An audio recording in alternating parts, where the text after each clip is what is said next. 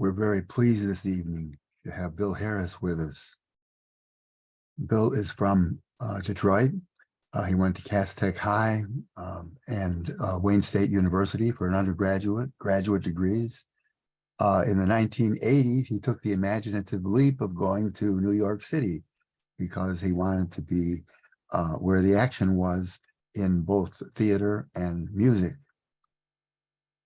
He quickly connected with Woody King's New Federal Theater, a neighborhood-based professional production company, and he wrote and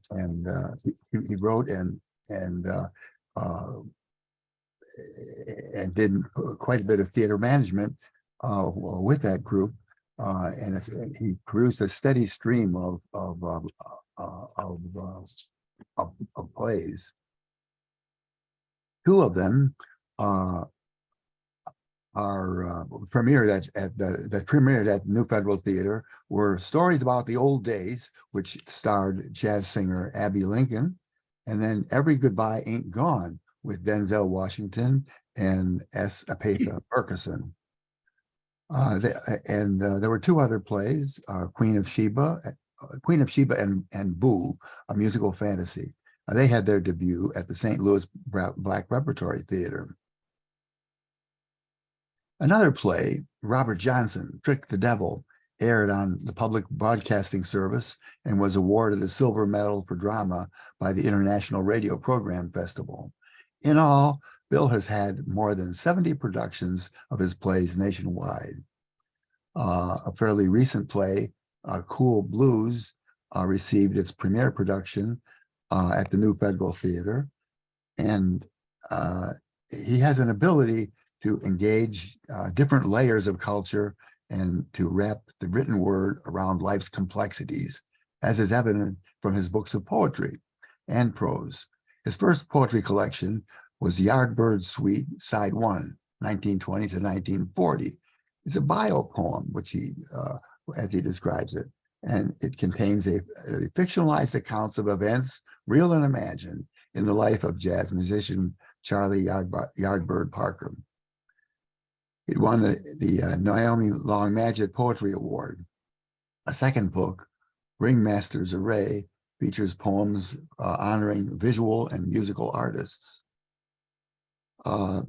Perhaps his boldest release has the meandering title, Birth of a Notion, or The Half Ain't Never Been Told, a narrative account with entertaining passages of the state of minstrelsy and of America and the true relation thereof from the dark side.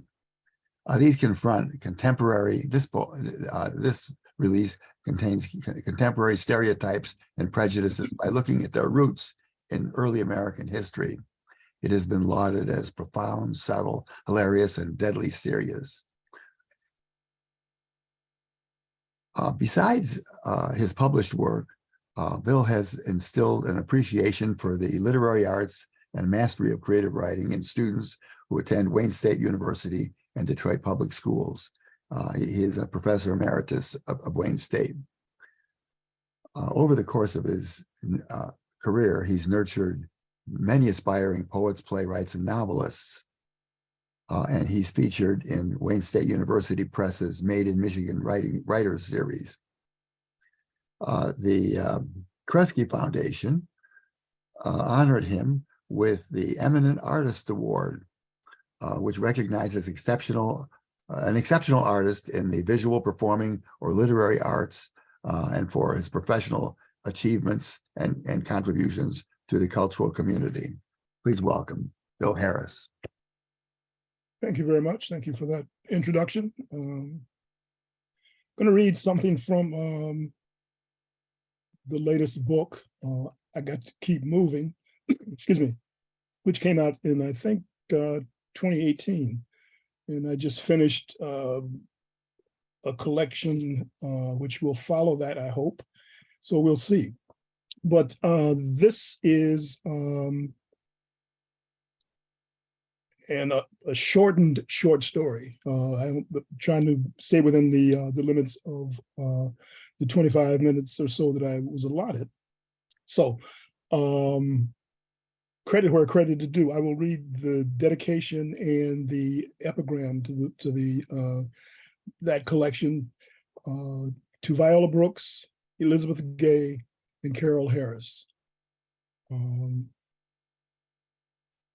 the epigram is: life's sorrows can be borne if you put them in a story or tell a story about them. And that's from Isaac Denison. First, and this is the second story in the first part of the book. There's 9 interrelated stories which take place on a plantation in Alabama in 1854. So, Kresge's Gal. And Saturday, April 1st, 1854, Caledonia Plantation, Martlewell County, Alabama. It was cloudy that morning. It would be raining by that afternoon. At the top of the hill inside Highland House, in the drape-shrouded parlor, Sophie's boy baby, Kresge's Gal's charge, crawled in random patterns through the thick legs of the pianoforte. Kresge's Gal, 12, active, intelligent, lady's maid, accustomed to cleaning, waiting on table, sewing, sat straight back at Ms. Esme's shining instrument. Her eyes closed, her dark fingers, choreographed by the echoing in her head, rollicked in the air above the keys in an exact replica of the capering patterns played last night by the Frenchman. Untutored, she did not know the melodies' names, their origins, nor their forms. Being under strict and direct orders from Ms. Esme, she had never touched the piano keys other than with a feather duster. Sophie's boy baby, Kresge's Gal's charge, an inattentive audience, crawled in random patterns through the piano's legs and cooed. And boy Jube, cannot speak, good houseboy, excellent gardener, 13 years old, well-made, of yellowish complexion. Ms. Esme, bemoaning boy Jube's stupidity, reprimanded his response to every order as they pruned and patted in the formal garden. She was unable to see for the life of her why she put up with the oddly little Negro, whistling as if gabbing to himself, dumb as a fish, couldn't speak a word, never had as far as she knew. What she should do is send him straight to the fields, see if Macready could teach him a thing or two. Maybe his muteness was why she put up with him, meant he couldn't complain or lie like the rest of them. Her constant wiping of her brow with her kerchief and the sleeve of her tunic had knocked her bonnet slightly askew. It teetered on her head like a cornfield scarecrow's. The sight was enough to make Jube want to laugh. She did not listen, boy Jube thought. She did not listen to nothing, to nobody, not even to her Uncle Goodshire half the time, and not to the Katy Tufts who wanted to be in the sun, or the Bleeding Hearts who did not, or the Foxglove who wanted moist soil, or the fragrant Solomon seal who could not stand dryness. She had listened last night, though, to that Frenchman's drumming piano playing, pounding like the thunder of heavenly horse hooves galloping out of the body of the pianoforte. His music stampeded out of the parlor and off in all directions, down the entrance lane and off through the gardens and fields and orchards and forests and low quarters and swamp of Caledonia's 3,000 or so acres. She heard and listened to that pianoforte being played last night, all right. And instead of cooling with the murk of night, he could see she had simmered and it re-rose in her, renewed with the graying dawn. She was still angry from it, snapping like a bulldog on a short chain. Jube sat on his haunches. He patted dirt around the seedlings. Earlier as every morning, he was back from his ramblings, as they called them, and finished hauling the cookhouse fireplace ashes and replacing the firewood in time to see Kresge's Gal as she came down the stairs to empty Ms. Esme's chamber pot. She had signaled him that there might be trouble from the mistress because of last night. The nerve of him, Esme thought, dark-eyed man that he was, bringing that, she refused to call it music, to bring that savagery into the parlor, extolling. It condoned the vile and ugly instead of evoking tears and fluttering the heart. That was what music should be. Instead, what had come out of the pianoforte pounded and thrust, heaved and throbbed like something back of the barn in the middle of the night. Vile. It was an insult to music, an offense to civilization, contemptible to a white person's home. The parlor must be aired of it, the same as if a skunk had spewed its spray from corner to corner. Uncle had no business bringing that dark-eyed, dark-haired man with his foreign name and fancy ways into the house in the first place, bringing him from off, like so many of the other items or gifts Uncle brought on his return from his travels away from Caledonia. They were never quite the right size, style, or shade, but all the same he brought them, proud as a cat depositing a fetched dead rat. And Kresge's gal, unmindful of the quiet in the house or the muffled reprimands of Ms. Esme's toward Jube in the near distance, and without Kresge's gal realizing it, her hands, weighted by the echoing music in her head, lowered themselves and made contact with the keys that she was forbidden to touch other than to gently run a feather duster across them once a day. Her fingers ceased their air dance and were still for a moment, as still as the house. And then, to her surprise, her fingers began to move, to touch the forbidden black and white keys, moving in the exact patterns that Mr. Gottschalk's had moved last evening as she played exactly what he had played. And Esme felt a raindrop on the back of her hand. She had to will herself not to lick it off. Instead, she snapped at Boy Jube, contradicting her last order.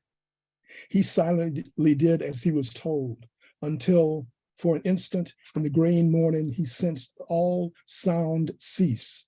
The cheeping, peeping conversation of birds, the impatient worry of the sodden wind whispering to the young leaves about the rain to come, and resultant rustle as it brushed past, and scurry and hunkering down in the undergrowth, the moist plop of the scattered mere, the wanting, fragmented lilt of distant field hand shouts, the sound of work from the house, the low and bark and whinny ceased, and Jube raised himself from his hands and knees to squat. He tensed like a hound at the anticipated hunter's shot, and then sound again. The rhythmic pounding burst from the parlor through the window and doors. Music.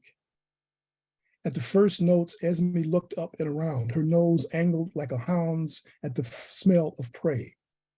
She might have pretended not to listen to the piano last night, Jude thought, but she heard it this morning without pretense. Esme thinks it must be a conspiracy of some sort.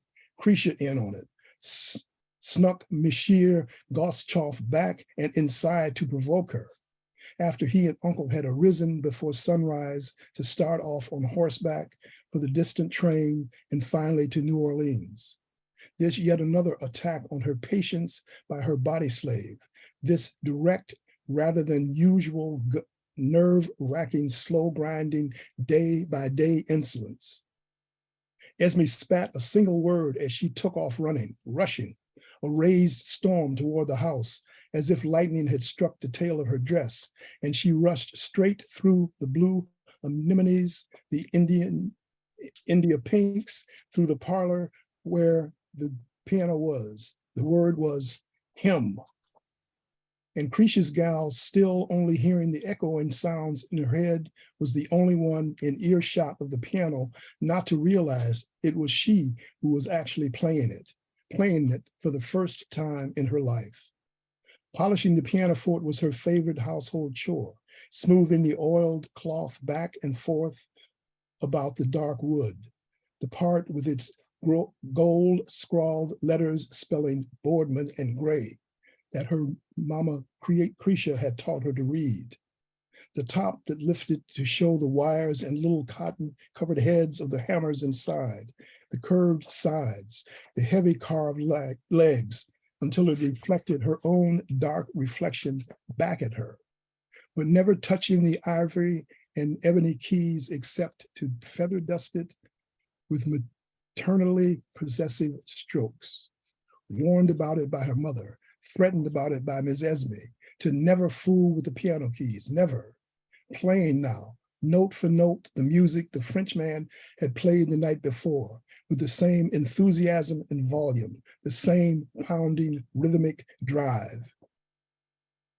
Ms. Esme, her bonnet clutched in her fist, her forehead wet with rain and sweat, entered looking about, stern and confused by what she saw and did not see.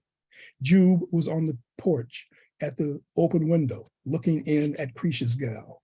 Where is who? Kresge's gal stood, wide-eyed, as if shaken suddenly from a sound sleep. She stood looking at her hands trembling in spite of her tightly interwoven fingers. There was a moment of almost hesitant embarrassment, as if each of them had caught the other engaged in a shameful activity, but neither of them, for the moment, knew what it was or what they should do. Where is he? Ms. Esme demanded, unsure this time. She looked at Kresge's gal. Sophie's baby cooed and crawling on his hands and one knee moved toward the woman, then stopped and plopped on his behind and sat looking from one of them to another as he began sucking his right index and middle fingers. Who was playing that piano? Esme asked. Sophie's baby making a gurgling sound as he pulled his index and middle fingers from his mouth and pointed them toward Kresge's gal, as if he were answering the woman's question. You, she said to Kresge's gal, whether or not she was convinced on the strength of the baby's identification. Did you play that piano? The girl stood, looking down at her hands. Answer me. The girl looked up at her mistress. Do not stand there looking at me. Did you play that piano? The girl didn't move. I want to hear you play something. Still did not move. Do as I told you. Kresge's gal was confused, not sure that she had played, and if she had, that she could do it again, and if she did, what she could or should play, nor what would happen then. Sophie's baby rolled back to his hands and knees and scooted back under the piano as Kresge's gal did as she was told and sat at the instrument. She closed her eyes and began playing not what the Frenchman had played, but the tune that the woman staring at her from the doorway had been practicing for the last few days. No, Miss Esme said, almost calm, as if Kresge's gal had misunderstood her request. Not that, the other, play like him again. Kresge's gal did. Kresge, who had not been there, was in the parlor doorway. Who taught you that? Who? Her? No, ma'am, nobody. Kresge's gal said, her voice steady. Nobody, somebody, to Kresge. Was it you? Did somebody teach you? Kresge asked her child, reassurance in her voice. You do not answer me by questioning her, Ms. Esme snapped at Kresge. If you'll let me find out, Kresge said. I'll find out, she answered, from her. Nobody, ma'am. Get me Mr. McCready. McCready, she said to Jube. Get Mr. McCready. Jube looked at Kresge. Kresge nodded slowly, indicating for Jube to go, but to take his time. Jube ran off the porch and into the rain. Miss Esme moved to the piano and grabbed the child awkwardly by her wrists. Kresge's gal did not actively struggle, nor did she passively resist. Her body, for an instant, immobilized by fear, confusion, and dawning astonishment, was simply dark flesh, blood and bones, an object with weight and form, occupying space. In Miss Esme's attempt to pull the child away from the instrument, the force of the girl's non-resistance but non-compliant mass caused Miss Esme to stumble a step forward and hit her hip first against the squat black instrument and in a lurching half roll intended to regain her balance and avoid stepping on Sophie's boy baby, crawling beneath the piano. She caught her foot on one of the bulbous legs and with a grunt, pitched head first like a feed sack shouldered from a wagon bed, her left hand nearest the piano, grasping at it, but hitting and dislodging the slanting vertical rod, bracing open the angled piano top, opened last evening by Monsieur Golchoff, striking it with the full weight of her forward fall, and thus with sufficient force to dislodge it, causing the blunt force of the shined solid mahogany top to slam down like a gunshot like report, as she, to break her awkward fall across the baby, jammed her wrist against the floor.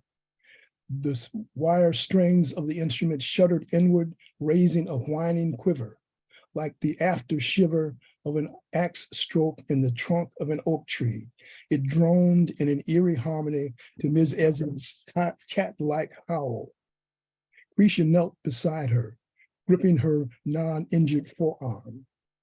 And Esme looked into the great twin pits and was consumed and sank deeper than the lowest hell into their burning blackness, and the sorrows closed upon her. She was naked and empty, and in her distress, she heard them say, there will be slaughter and overthrow, and all that is solid will perish, and the foundations will be compressed into dust. Miss Esme swooned, her face as white as late May cotton.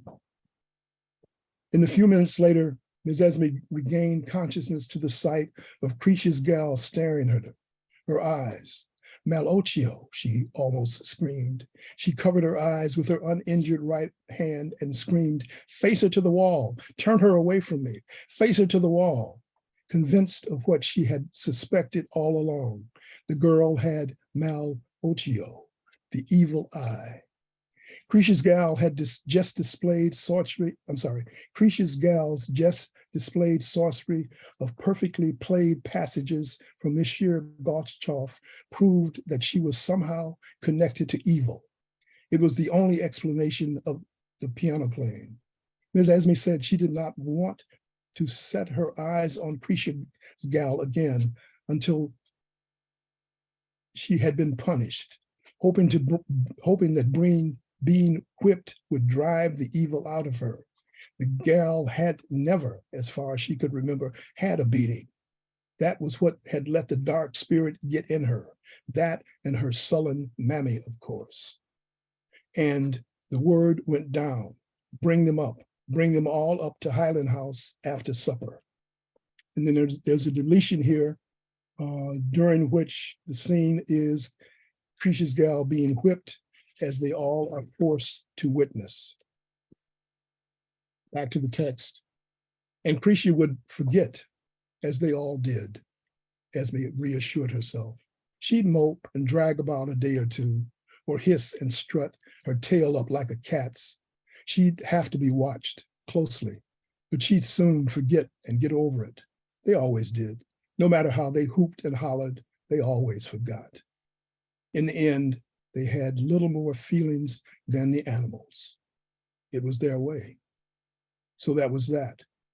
But still, she was not satisfied.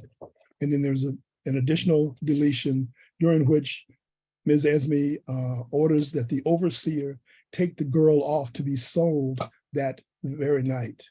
And he does. And Kresge protests loudly, but to no avail, screaming, she's mine, she's mine. And back to the text. And Kresge was weary, slave weary, too tired to spit or swat a wasp. She had did what she could. She had done what she could. Tonight and the 13 years that had come before, when each of those days and nights, her primary purpose and thought was to get Kresge's gal away to possible freedom. She did not even consider her good fortune in having had her child for that long to teach and give hope to. Many mothers did not have half that. Many had nothing. But was it enough? Had there been time enough? nagged like sore joints or dreams of flying. Was there an enough? Would the child call on the lessons? Could she use them? Would they serve her, be her guardians? Once Kresge's gal was gone, Kresge would never know, had known that from the beginning, would never see her again or hear word of or from her. Who would she be? Where? She would never know. Never, never. That was the way of it. To be sold away to those left behind was a beginning that had no end. And Kresge was weary, tired. All she wanted now was quiet and the strength to wait and to gather her strength. For when Macready came back without her child, she would kill him. She would be strong enough for that by then. And it was raining again. And a candle was in the center of the dirt floor. Kresge and Jube were sitting cross-legged side by side. We've had it hard, she said, from a baby up. She told him about her mother's life in freedom in St. Thomas and about her own life. She went on in the flickering light, but all he could think of was moving through the dark after Kresge's gal and being with her and dreaming about the freedom they would run away to one day, even if they had to move through the darkness with her clinging to him, feeling freedom just thinking about it.